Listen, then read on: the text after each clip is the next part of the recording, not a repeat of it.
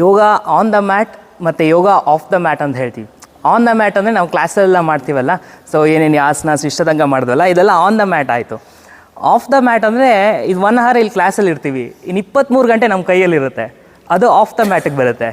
On the mat ನಾವೇನೋ ಮಾಡ್ತಾ ಇರ್ತೀವಿ, ಎಲ್ಲ ಎಕ್ಸಸೈಸ್ ಎಲ್ಲ ಮಾಡ್ತಾ ಇರ್ತೀವಿ, ನಮ್ಗೊಂದು ಭ್ರಮೇಲಿ ಏನು ಇರ್ತೀವಿ ಅಂದರೆ ಆನ್ ದ ಮ್ಯಾಟ್ ಮಾಡ್ತೀವಲ್ಲ ಅಷ್ಟೇ ಸಾಕು, ಆಫ್ ದ ಮ್ಯಾಟ್ ನಮ್ಗೆ ಇಷ್ಟ ಬಂದಂಗೆ ಇರೋಣ ಅಂತ ಅಂದ್ಕೊಂಡ್ಬಿಡ್ತೀವಿ. ಜನರಲ್ ಆಗಿ ಅದೊಂದು ಯೋಗ ಅಂತ ಅಂದರೆ ಆನ್ ದ ಮ್ಯಾಟ್ ಏನು ಮಾಡ್ತೀವಿ ಅದನ್ನು 1 hour, ಅದನ್ನು ಬಿಟ್ಟು ಆಚೆನೂ ನಾವು ಅಭ್ಯಾಸವನ್ನು ರೂಢಿಸ್ಕೊಳ್ಬೇಕು.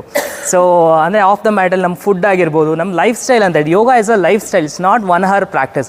ಬರೀ 1 hour ಪ್ರಾಕ್ಟೀಸ್ ಅಲ್ಲ, it's complete lifestyle. Lifestyle ಅಂದರೆ ಏನೇನು ಬರುತ್ತೆ, ನಮ್ಮ ಆಹಾರ ಆಗಿರ್ಬೋದು, ನಿದ್ದೆ ಆಗಿರ್ಬೋದು, ಸೊ ನಮ್ಮ ಆಲೋಚನೆಗಳು, ನಮ್ಮ ಮನಸ್ಥಿತಿ, ಇದೆಲ್ಲನೂ ಸಹ ಬರುತ್ತೆ. ಇದೆಲ್ಲದ್ರ ಕಡೆನೂ ನಾವು ಗಮನ ಹರಿಸ್ಕೊಂಡ್ರೆ ಓವರ್ ಆಲ್ ನಮ್ಮ ಹೋಲಿಸ್ಟಿಕ್ ಅಪ್ರೋಚ್ ಅಂತ ಹೇಳ್ತೀವಿ.